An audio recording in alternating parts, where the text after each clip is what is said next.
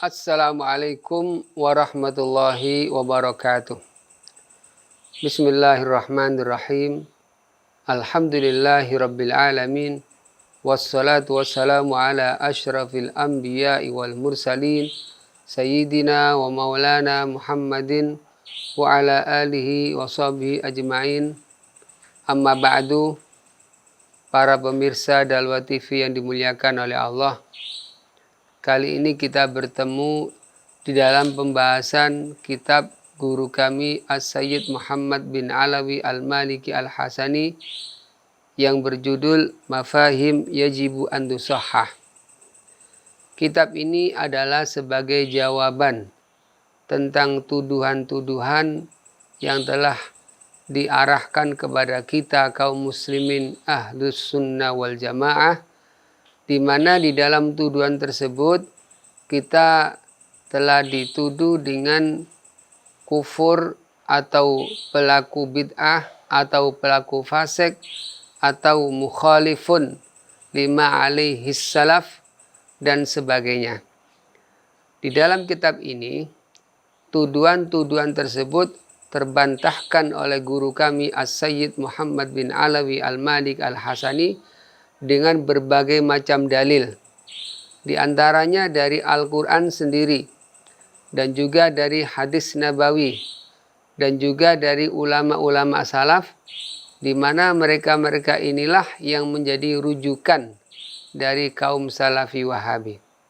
Dan juga dibantahkan oleh kenyataan yang ada pada zaman saat ini. Oleh karena itu penting bagi kita para tulabul ilm, para penghaus ilmu agama untuk membaca kitab Mafahim Yajibu an Tusahhah. Karena di dalam kitab Mafahim ini, di samping membahas tentang jawaban tuduhan terhadap kaum salafi, di sini diterangkan juga banyak ilmu. Di antaranya ilmu mustalah hadis, atau ilmu ulumul Quran, atau ilmu takhrij, atau ilmu sirah, atau ilmu tafsir, dan berbagai macam ilmu-ilmu yang lain. Maka baik sekali kita mempelajari kitab Mafahim Yajibu an Tusahhah. Kitab Mafahim Yajibu an Tusahhah ini menurut sebagian berita yang kami petik dari guru-guru kami, senior-senior kami, bahwa kitab ini adalah hasil dari saripati perdebatan antara guru kami As-Sayyid Muhammad bin Alawi Al-Malik Al-Hasani dengan 14 ulama yang pada waktu itu telah atau akan menghakimi guru kami As-Sayyid Muhammad di sebagian kota di Saudi Arabia. Diceritakan pada saat itu beliau diundang oleh mereka, tapi diundang bukan untuk diskusi, akan tapi diundang untuk diadili.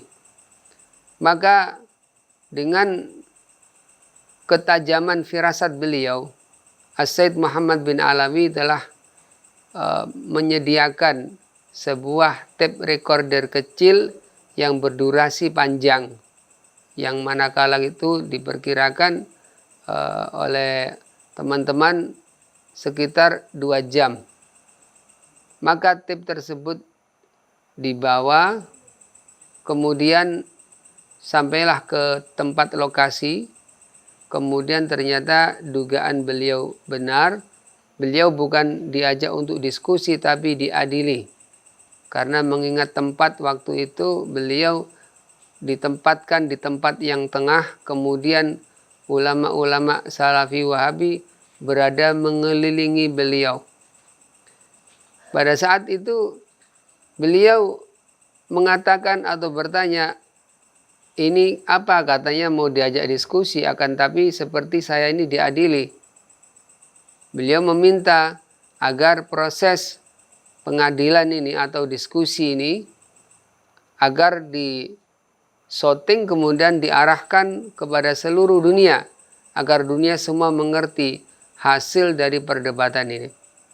Namun mereka menolak. Mereka menolak dengan berbagai macam alasan. Kemudian Abu Yazid Muhammad bin Alwi al-Malik al-Hasani meminta izin dari mereka untuk masuk ke kamar kecil. Sesampai di sana beliau berwudu, kemudian mengaktifkan tape recorder tersebut. Setelah itu baru masuk ke lokasi pertemuan dan kemudian beliau dihujani pertanyaan oleh 14 ulama waktu itu. Semua pertanyaan ulama, mulai dari ulama yang pertama sampai ulama yang terakhir, dijawab dengan gamblang, dijawab dengan tegas, dijawab dengan argumen yang betul-betul mengagumkan.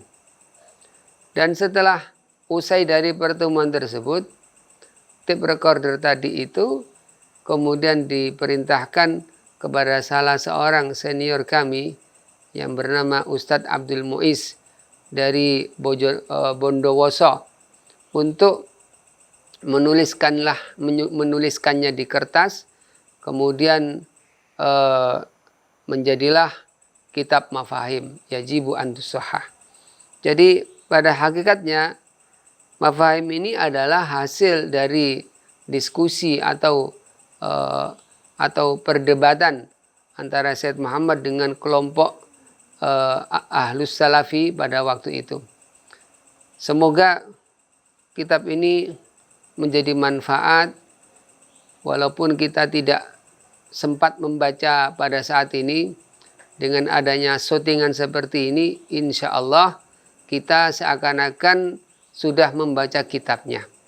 Para pemirsa Dalwa TV yang dimuliakan oleh Allah, bab yang pertama yang kita hadapi adalah at-tahdzir minal mujazafati bit takfir. Larangan keras dari gegabah mengkafirkan seseorang. Mengkafirkan seseorang ini akan mengakibatkan permasalahan yang luas.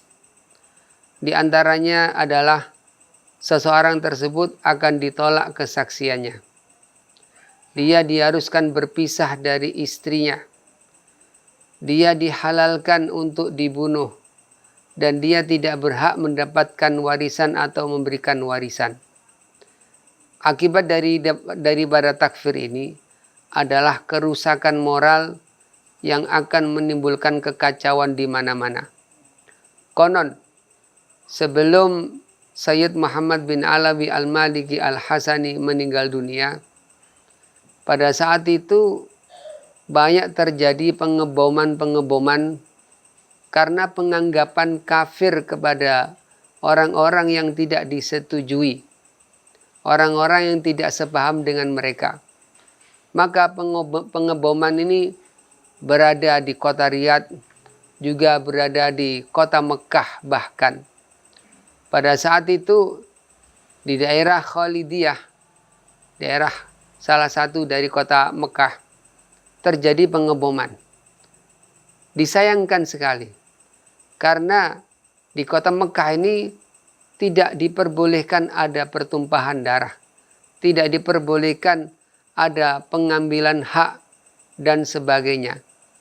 Tapi yang dilakukan oleh mereka lebih daripada itu, yaitu telah mengebom sehingga banyak terjadi korban-korban.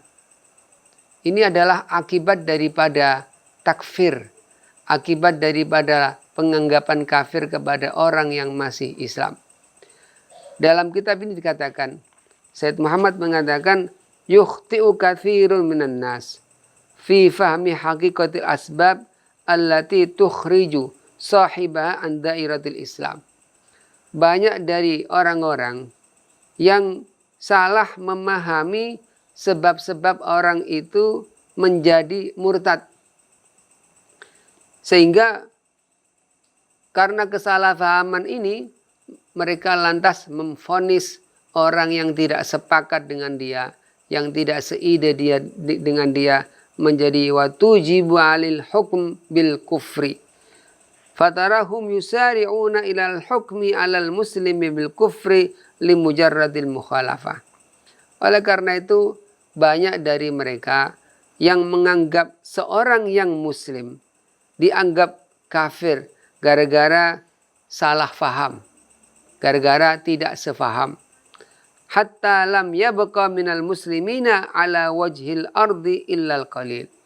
Sehingga dari seringnya mereka menganggap kufur kepada orang yang tidak sependapat, maka yang dianggap menjadi mukmin hanya sedikit saja. Wa nahnu natalammasu lihaula'i al-udhra tahsinan lidhanni wa naqulu la'alla niyatahum hasanah min dafi'i wajibil amri bil ma'ruf wan nahi 'anil munkar. Kami masih menganggap husnudzon kepada mereka. Oh, mungkin mereka melakukan tindakan tersebut upaya untuk melakukan amar ma'ruf nahi munkar.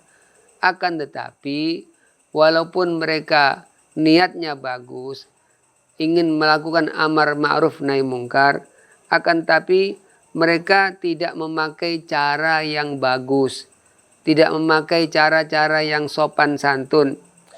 Walakin fatahum anna wajibal amri bil ma'ruf wan nahyi 'anil munkar la budda fi adaihi minal hikmati wal mau'izatil hasanah.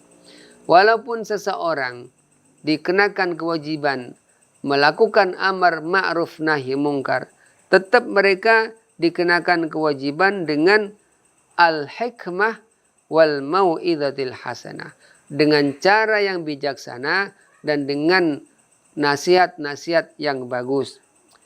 Wa idzaqtadal amru al-mujadalah yajibu an takuna billati hi ahsan.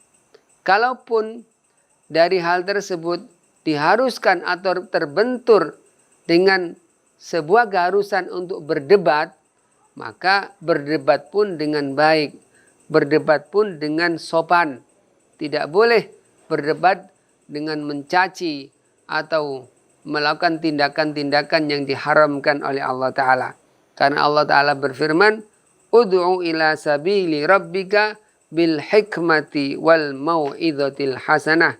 Ajaklah mereka kepada jalan Tuhanmu ya Muhammad dengan cara yang bijaksana, wal mau'izatil hasanah, dengan nasihat yang baik, wajadilhum billati hi ahsan, dan berdebatlah mereka dengan cara yang bagus. Karena dengan cara yang bagus ini akan lebih mengena di dalam hati. Wadzalika ad'a ilal qabul. Demikian itu akan lebih mengena di dalam hati dan akan lebih diterima. Daripada kita berdebat dengan orang dengan cara yang kasar atau dengan caci maki, orang yang menjadi lawan walaupun mereka salah, tapi karena caci maki dari kita seumpama, mereka tidak akan mau menerima kebenaran dari kita, bukan karena kita tidak benar, tapi karena kita telah mencampur adukkan antara kebenaran dengan caci maki. Wa aqrabul husuli 'alal ma'mul wa mukhalafatu khata'un wa hamaqah. Bila mana ada amar ma'ruf nahi munkar namun tidak disertai dengan al-hikmah wal mau'izatil hasanah, maka itu dianggap salah dan dianggap telah melakukan perbuatan yang gegabah.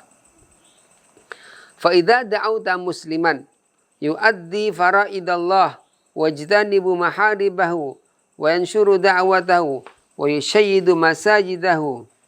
Bila engkau mengajak seorang muslim yang mereka ini tindakannya bagus-bagus, mereka ini melakukan fardu-fardunya Allah, menjauhkan diri dari maksiat-maksiat, dan telah memakmurkan masjid dan juga mendirikan bangunan-bangunan yang digunakan untuk menuntut ilmu.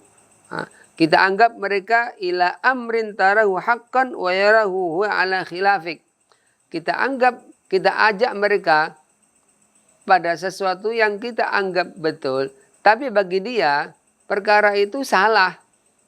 Lalu bagi dia perkara yang kita anggap betul ini dianggap salah. Warra'yu fi bainal ulama'i mukhtalifun qadiman ikraran wa inkaran falam yutawi'ka fi ra'yika faramaitahu bil kufri li mujarradi mukhalafatika li ra'yik faqad qarafta 'azimatan nakra. Sedangkan perbedaan antara ulama sama saja dengan perbedaan antara kita dengan dia. Lalu kemudian kita gegabah karena dia tidak mengikuti ide kita, pendapat kita. Lalu kita gegabah melempar mereka dengan kata-kata kufur atau dengan kata-kata syirik. Maka berarti kita telah melakukan tindakan yang sangat-sangat tidak dibenarkan. Wa ataita amran iddan nahakallahu anhu. Dan melakukan tindakan yang telah dilarang oleh Allah Ta'ala. Qala al-allamah As-Sayyid Ahmad Masyhur Al-Haddad wa qadin aqadal ijma' ala man'i takfiri ahadin min al-qiblah illa bima fi nafyi sani'il qadiri jalla wa ala aw syirkun jaliyun la yahtamilu ta'wil aw ingkarun nubuwah aw ingkaru ma ulima minad dini bid darurah wa ingkaru mutawatirin aw mujma'in alaih daruratan minad din. Jadi ulama telah bersepakat bahwa tidak boleh mengkafirkan seseorang yang mereka ini masih sembayang seperti kita sembayang. Kecuali bila mana orang tersebut telah meniadakan Tuhan, mengakui tidak ada Tuhan, atau telah melakukan perbuatan syirik yang jelas tidak ada takwil, atau mengingkari kepada kenabian Rasulullah SAW, atau mengingkari perkara yang sudah mutawatir, ma'luman minad dini bid darurah, atau mengingkari perkara yang sudah disepakati oleh ulama, maka orang tersebut baru boleh dianggap kafir atau murtad. Semoga yang saya sampaikan pada pertemuan ini bisa bermanfaat. Semoga kita akan dipertemukan pada segmen yang setelahnya.